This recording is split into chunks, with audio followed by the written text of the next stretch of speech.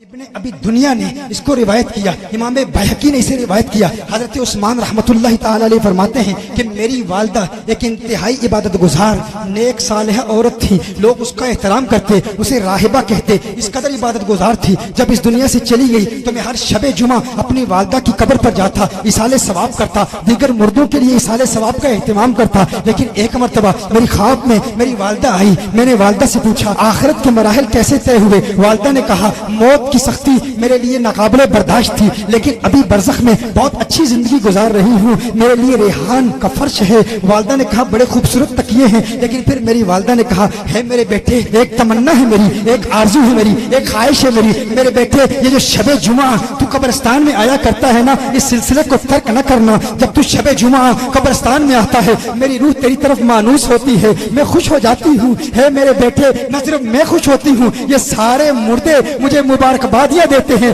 کہتے ہیں مبارک ہو تجھے۔ اور جب تیری آمد ہوتی ہے تو ایک اعلان کرنے والا اعلان کرتا ہے راہبہ، ہے نیکوکار پارسا عورت، تجھے ملنے کے لیے ایک زائر آیا ہے، ایک دیکھنے والا آیا ہے۔ میں کہتا ہوں میرے بھائیوں، میرے دوستوں، میرے بزرگوں، اگر تمہاری والدہ زندہ ہے یا اس دنیا سے چلی گئی ہے، اگر قبرستان میں ہے تو اب بھی وقت ہے، قبرستان میں جایا کرو، اس والدہ کے لیے ایصال ثواب کا اہتمام کیا کرو۔ اگر باپ چلا گیا ہے تو اس کے لیے ایصال ثواب کا اہتمام کیا کرو، کم از کم ہفتے میں ایک مرتبہ تو جایا کرو۔ اور جن کے زندہ ہیں اس باپ کا احترام کرو، اس ماں کا احترام کرو۔ جب تم اپنے گھر سے باہر جاتے ہو اور ماں کھڑکی کھول کے الوداع کرتے ہوئے اپنے جگر کے ٹکڑے کو، اپنے لختے جگر کو دیکھتی ہے اور پھر پیار بھری نگاہوں سے دیکھتی ہے، تو بڑی رعونت اور بڑے تکبر سے کہتے ہو ہے میری ماں بار بار باہر نہ آیا کر، بار بار یوں پیار نہ جتلایا کر۔ میری ماں میرے دوست ہنستے ہیں، میرا تمسخر اڑاتے ہیں، تذلیل کرتے ہیں، تحقیر کرتے ہیں، اب میں بچہ نہیں، اب میں تو بڑا ہو گیا ہوں، ماں مجھے شرم آتی ہے۔ ارے نادان تجھے پتہ نہیں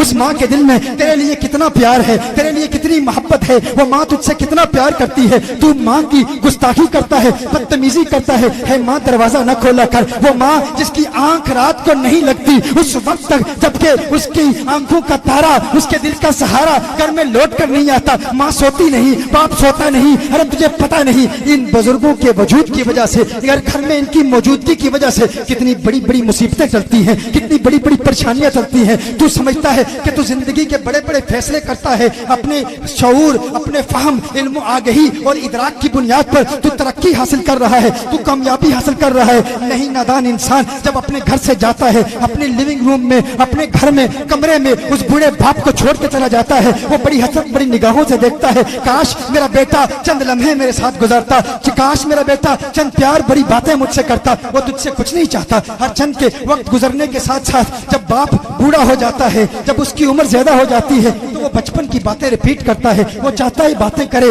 وہ چاہتا ہے کوئی باتیں سنے۔ کبھی کبھی اس کی باتیں غیر معقول بھی ہوتی ہیں، کبھی کبھی اس کی باتیں نامناسب بھی ہوتی ہیں، کبھی کبھی تو زندگی کے 10 سال اس کی وہی باتیں بار بار سنتا رہتا ہے، تھک جاتا ہے۔ ارے کیا یہ پرانی باتیں کرتا ہے؟ میں تو بڑا ہو گیا ہوں، میں تو کامیاب شخص ہوں، میں تو بزنس مین ہوں، میں تو سپورٹس مین ہوں، میں تو ڈاکٹر ہوں، میں تو انجینئر ہوں۔ ہے والد محترم کسی اور وقت تجھ سے بات کروں گا، لیکن تجھے پتہ نہیں کبھی تو کہتا ہے ارے میرے تو مقدمے چل رہے ہیں، فلاں سے جنگ ہے، اس باپ بوڑھے کی باتیں، یہ بوڑھے کی باتیں سن کے مجھے کیا فائدہ ہوگا؟ ارے نادان انسان تجھے پتہ نہیں بڑے بڑے مقدموں میں تجھے کامیابی صرف اس وجہ سے ملتی ہے کہ تیرے گھر میں وہ بوڑھا شخص موجود ہے، وہ بوڑھی عورت موجود ہے۔ مجھے برطانیہ میں ایک شخص نے کہا ایک وقت تھا کہ زندگی میں بڑی بڑی مصیبتیں آتی تھی، تکلیفیں آتی تھی، لیکن ٹل جاتی تھی، لیکن کیا ہے اب مصیبتیں آتی ہیں ٹلنے کا نام نہیں لیتی۔ ایک شخص نے کہا ایک وقت میرے گھر میں پولیس آئی، مجھے بتایا گیا کہ مجھے گرفتار کیا جائے گا، لیکن بعد میں کچھ ایسے حالات بدلے اور مجھے بتایا گیا کہ اب وہ کیس ختم ہو گیا ہے۔ ایک مرتبہ گینگسٹرز نے مجھ پر حملہ کیا، بڑے طاقتور تھے لیکن پھر وہ ناکام ہو گئے۔ ایک مرتبہ میں بینکرپسی کا شکار ہونے والا تھا، بینکرپٹ ہونے والا تھا، لیکن اللہ نے ایسی مدد کی کہ میں بینکرپسی سے بچ گیا۔ لیکن عجیب بات ہے زندگی میں ایک وقت ایسا تھا جب پریشانیاں آتی تھی ٹل جاتی تھی، اب آتی ہیں ٹلنے کا نام نہیں لیتی۔ میں نے پوچھا کون سا وقت ہے؟ میں نے کہا کیا اس وقت ماں باپ زندہ تھے؟ کہا دونوں زندہ تھے۔ میں نے کہا کب इंतकाल हुआ? कहा जब से इंतकाल हुआ उस वक्त तक मुसीबतें आती हैं, टलती नहीं है। मैंने कहा नादान, तूने इस्लाम के मिजाज को समझा ही नहीं। यही तो मेरे आका सल्लल्लाहु अलैहि वसल्लम की तालीम है। वो बाप जो घर में बैठा है, अरे नादान जरा लाड से उससे बात कर लिया कर, जरा प्यार से उससे बात कर लिया कर। वो जो लोगों पर रौब डालता था, अब जमाने में कोई उसकी बात सुनने वाला नहीं, अब जमाने में उसको कोई बर्दाश्त करने वाला नहीं। वो बूढ़ा चाहता है अरे मेरा बेटा आए, मुझसे प्यार भरी बातें करे। वो जमाने को सुनाना चाहता है, अपने बचपन के किस्से सुनाना चाहता है, अपने बचपन की बातें सुनाना चाहता है, कोई सुनने वाला नहीं। जो बंदा अपने बूढ़े बाप को हंसाता है, लतीफे सुनाता है, उसके लबों पर खिलखिलाहट मुस्कुराहट की देखकर खुश हो जाता है, दुनिया की कोई कौम उसे नाकाम नहीं कर सकती, कोई उसे उस पर फतह हासिल नहीं कर सकती। वो हमेशा फाते रहेगा, हमेशा गालिब रहेगा, कभी मगलूब नहीं होगा।